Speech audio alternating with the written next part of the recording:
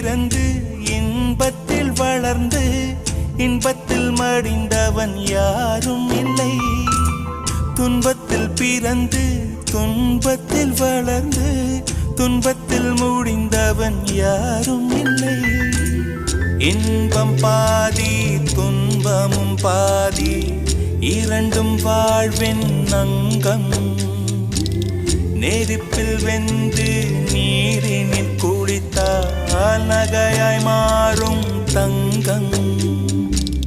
தோல்வியும் கொஞ்சம் வேண்டுமடி, வெற்றிக்கு அதுவே எணியடி.